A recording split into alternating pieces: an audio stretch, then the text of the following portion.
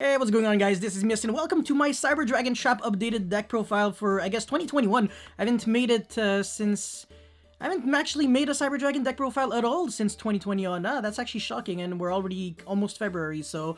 Yeah, before I start, friendly reminder to like and subscribe, because it really motivates me a lot to keep making videos like these, especially if you're interested in Cyber Dragons, because... Yeah, Cyber Dragons is my deck. I'm never gonna give up with it. It's by far one of my favorite decks. Well, I mean, my favorite deck of all time. I've had some good success with it, and hopefully I'm not done having success with it. And fun. So, yeah, let's get into it. So, on Cyber Dragon, I'm the innovator of this tech, like this ratio of Cyber Dragon. Only playing one because there's no reason to play Machine Dupe and 3 Cyber Dragon if you really want to max out on consistency. Machine Dupe and Cyber Dragon are kind of just win mores. Instead of actually winning games more often, you're actually just killing your opponent even more when they're already dead. Like, try to imagine that. You're a lion in the savannah, and you're already, like, destroying a zebra, and he's already dead, and you're like, no, I want to kill you even more. That's basically what Machine Dupe is. It's, bro, you won 10 years ago. If you can successfully resolve core, don't tell me that Machine Dupe is actually a must. So, yeah, I mean, I can prove it for like I can prove it just so easily, but I don't really have time for that. So yeah, one dry. I actually made a video on how dry was really interesting in Cyber Dragons. Not necessarily broken or like revolutionary, but what is really important with dry is the fact that when people stopped playing dry, it wasn't really because they had a good reason to. It was just because they were following like a trend in, I don't know, it had to be like a sociology thing or something. I wasn't aware of that because I was still playing dry for quite a long time, and then I actually dropped it because I played Galaxy Soldier instead, and then I stopped playing Galaxy Soldier and I played dry again. I played without dry, I played with the Sky Striker cards, etc. So I was just navigating between so many builds, and this one that actually does play dry is quite interesting because you have really easy inherent access to Infinity. As a matter of fact, Core is a one-card Infinity after just a single turn of setup, regardless of what your opponent does. You could just go Core, normal, Core Search Emergency, then you don't even have to use the effect right away. Next turn, if your opponent kills or doesn't kill Core, you search for dry, and then you can banish the core, summon another core, summon dry, etc. So you have Infinity and a follow-up, so I just feel like that was much better than having to play the bricky Galaxy Soldier, because Galaxy Soldier is only really good if you have Hertz or core, but that's just too many ifs, man. You're saying if I have Galaxy Soldier, if I have good cards, if I don't get interrupted. Nah, man, I want to see more whens. I don't want to see too many ifs. I know when miscellaneous timing, but that's of course the non-funny Yu-Gi-Oh related stupid joke of the day. But yeah, anyway, so Fear, this actually deserves its own video, and I definitely will. I want to do like a full 100% in-depth review of pretty much every single Cyber Dragon card, their utility, their ratio, like their optimal ratio, etc. So Fear is actually a really interesting one. That's how you pronounce the card, by the way. It's Fear. It's a German word, so don't really ask me. This is Drei, this is Nexter, or something like that, and this is Hertz. So I know how to pronounce. I just, if you see me like not really giving a fuck, it's because I have better things to do. So I'm not German, as you can obviously tell. Otherwise, I would be blonde with blue eyes. Well, I mean, Blue Eyes actually has blue eyes. Maybe Blue Eyes White Dragon is actually German. Anyways, so this is a really good card. You can chain block with Core, and this Core plus Fear is either Infinity if you play Photon, Orbital, and Soldier, which I don't recommend, or you can make Anaconda into Rampage in 4 summons, and I'm actually also going to make a full video on how that is really important. Anyways, 3 core, no shit, I don't really want to explain that. 1 Nextra, that's also kind of a break. I mean, it's the kind of card that if you draw it early on, it's a blank in your hand, it doesn't really do anything. You can't really, and you're gonna use your normal summon on it just to not do anything. It's kind of using up your normal summon for a Fear. It's like kind of not that great, you know what I'm saying? And I guess the same argument applies for Dry, except that these 3 monsters, they all have like a utility outside of being Cyber Dragon names.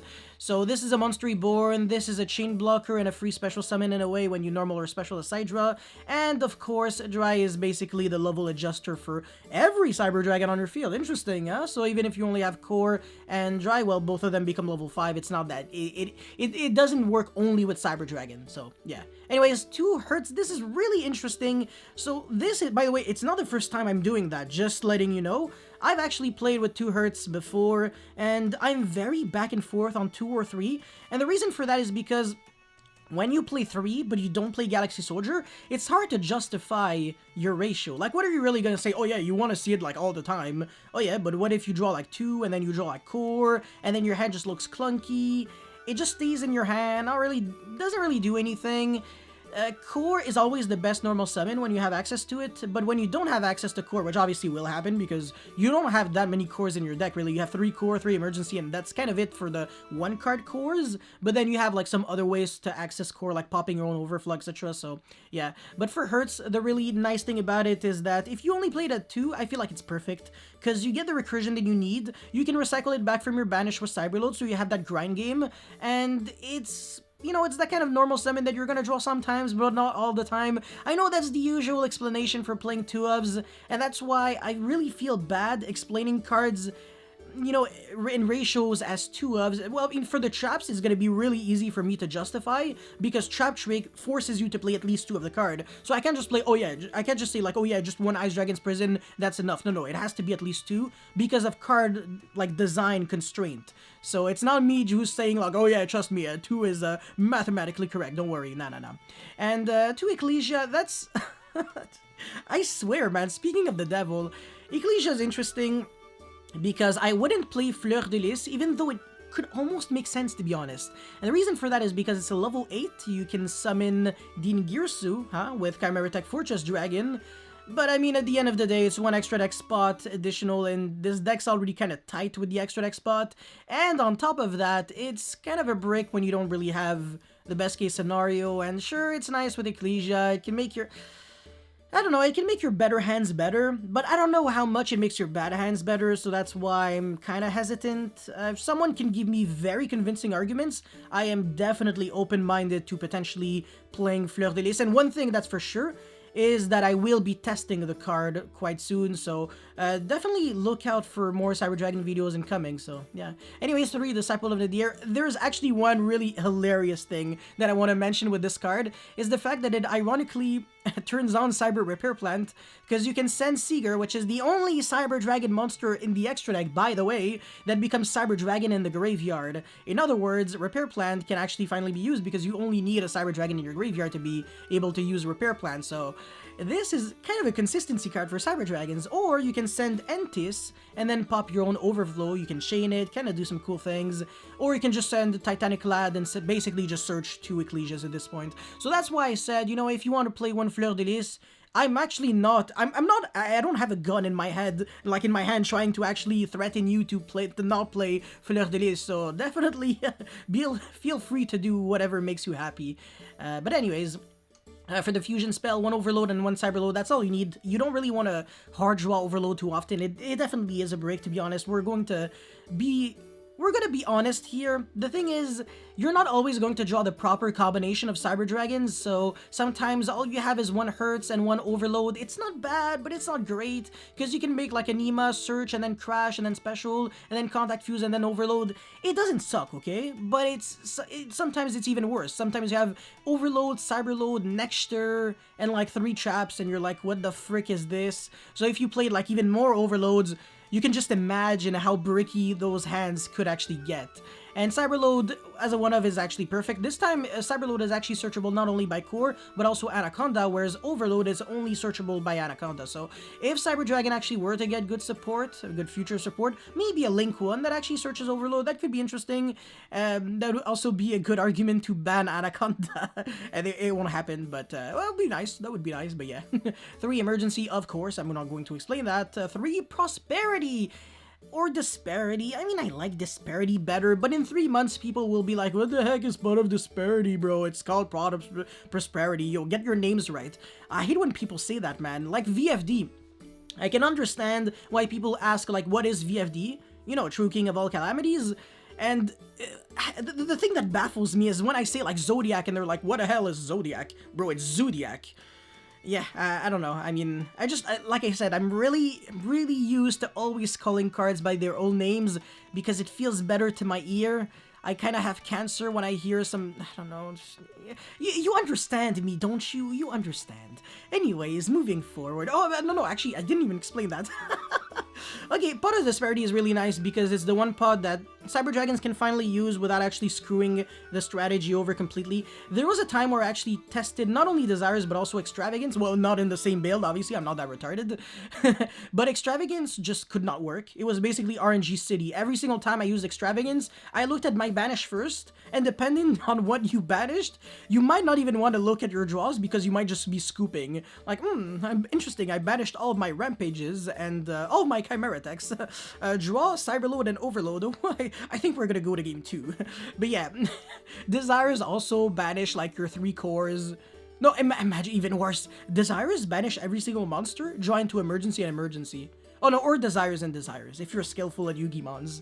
But yeah, basically, Disparity is nice. It's like a duality that doesn't stop you from special summoning. That's actually the best way to say it, but in case you don't know what duality is, it's this little guy right there. It's a pot. It's not a guy.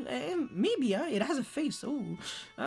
But yeah, basically, you look at either the top 3 or 6 cards from your top of your deck, and you pretty much get one of them. You can only deal half damage for the rest of the turn. Definitely really important there. So if you want to deal damage, you attack first, and then on main phase 2, Pot of Disparity, unless... I don't know, unless you really want to be able to destroy more monsters, so you can actually try to look for a monster instead, but yeah. Anyways, 3 Forbidden Drop. This card's really broken alongside Solemn Strike. You can randomly completely destroy boards going second. Your opponent has Herald with 25 billion negates. No problemo. I'm just going to go Compulse, Overflow, Drag my Punishment. You're gonna go Negate, Negate, Negate. And I'm gonna go Forbidden Drop. Merry Christmas. Your entire board is dead. Vanity's Ruler, Herald, I don't care. So yeah, Forbidden Drop is actually really good. 2 Ice Dragon's Prison alongside 2 Compulse and 2 Trap Trick. So I really wanted to play the bare minimum of normal trap cards that would function with Trap Trick really well. Overflow still has to be a 3 of. I can't understand a world where playing only 2 Overflows could make sense, because if you search it with Core, that's it. You go from 2 to 1, and then you can no longer Trap Trick into it. So that's the logic, right? You can already search the card. Same thing with Punishment, by the way. Same thing. You can search Punishment with Ecclesia, so if you play only 2, then you'll have 1 left, and then Trap Trick just loses a lot of value. So you want to max out how good your cards are, and this is why playing 3 Overflows and 3 Punishment to me made the most sense. Trap Trick is kind of cloggy if you play too many and you draw too many, so 2 is a definitely respectable number, and then these 2 are just very good cards in general. This card can lose to Ghost Bell, unfortunately. Same thing with Overflow, technically, but this is going to eat the most amount of Ghost Bells. By the way, I want to remind you that Ghost Bell actually negates the activation and not the effect, and since Ice Dragon's Prison is a card that says you can only activate 1 Ice Dragon's Prison per turn, if you draw multiple copies and you get a Ghost Bell, you can actually use another one right after, which is very nice, to be honest. But yeah, and Compose, by the way, is actually a card that can dodge you negations. Like, you go normal core effect, they go infinite impermanence, you just go chain, Compose, bounce back my own core, you get back your core, which is a great follow-up card, and also you successfully search. So core just has a lot of utility. It's really nice, honestly. And Solemn Strike, I mean, this card has always been good. There is just... I can't think of a single argument to ever drop Solemn Strike. The card's broken, it negates hand traps, it completely destroys boards going second, and going first, it's almost a turn skipper. So it's the kind of trap card that's broken going first and overpowered going second. It's like even better going second than first, because you break established boards that your opponent had to commit heavily into making, so yes. Anyways, let's get into the extra deck real quick. I don't want to waste your time with that. 2 Mega Fleet, 1 Titanic Cloud for the punishment, giving even more value so you can keep searching that Ecclesia over and over again. 1 Fortress, we never know what's up in the meta, so being able to contact fuse with machines can be interesting. 2 Rampage, because you can use it with, you can summon it with 2 fusion spell cards, so 2 is definitely needed. And also Nova can actually get destroyed, summon Rampage from deck, etc. 2 Intis, because of not only Disciple, but also Punishment. Infinity Nova package with Puzzlumino, oh my... Hey, come on. Yeah, okay, nice. 10 years later, with Pazdomino, Seeger, Anaconda, El Mirage, and Anima. Now, I actually want to say why I played the El Mirage. A lot of people might be like, I just don't get it. And basically, it's really simple. If you have Cyber Dragon and any monster that can be normal summoned, did you know that this actually jumped over Dragoon? Let me explain. You go special summon Cyber Dragon, and then you go normal summon your monster, you make El Mirage, and then you actually contact Fuse for 3. Because you use their Anaconda, which is going to be always in the extra monster zone, with the monster that you just summon, like El Mirage, and your Cyber Dragon, so your Mega Fleet will have 36. Dragoon never had the opportunity to negate something yet, so it's a 3k, you just jump over, and that's it. Just 2 cards gets you there. Very, very, very sick. And yeah, that's kind of why El Mirage is there, but also because it does allow you to play through punishment, so sometimes you have like an easy access to core, so you're like, okay, now I kind of have to be afraid of punishment in a way, and if you don't actually, if your monster isn't destroyed, you don't have too much to be afraid of. So yeah, anyways, for the idea section, we have Nibiru that you can main deck. Yes, you can main deck. Sphere mode, I wouldn't main deck it. Eltanin is very, very interesting. It's a huge board wipe, searchable board wipe, even by emergency, by the way. Emergency cannot add a Galaxy Soldier, but it can add Cyber Eltanin. And this actually doesn't destroy, it sends without targeting, so yeah, definitely something really nice. So when Spirals were at full power, I was playing 1 Cyber Eltanin, and I was winning all my games with it. It was amazing. Then Phantasme, really, really good, getting, I want to say it's becoming even better and better and better, because a lot of people are definitely using their summoning Link monsters, except that you can't main deck a card like Phantasme in the current format, because it would just do nothing against Virtual World. They literally cannot summon Link monsters, like literally, even if they wanted to, even if their hand is broken. So, yeah, Phantasme is just kind of out of the question. Inspector Border, it's searchable by Repair Plant, not by anything else, because it can be normal summon technically. It's just not, cannot be normal summoned while you control a monster, you have to set it instead, but that's unfortunately doesn't fit the bill of emergency. Anyways, Ash, Oradon, there's actually a combo with it, so if you haven't watched my combo video, make sure you do. It's my it's my most recent uploaded video. I know this makes no sense saying that if you're actually binge watching this video or watching this like significantly later on, like in 2047 or something. You're like, oh yes, thank you very much, man. I'm gonna take like 10 years to find the video. Yes, I know, but leave me alone, okay? Anyways, Lightning Storm, yes. Alongside evenly if you really want to destroy people going second. Harpy's Feather Duster, of course. Duality could definitely make sense in a trap version, it's just that you would have to tweak it in like a very personal way. Like there was a Cyber Dragon trap deck that I actually brought to a regional and did very well with it. I kind of dropped because I was tired, but I was actually technically undefeated for a long time, so Duality was actually very good for me.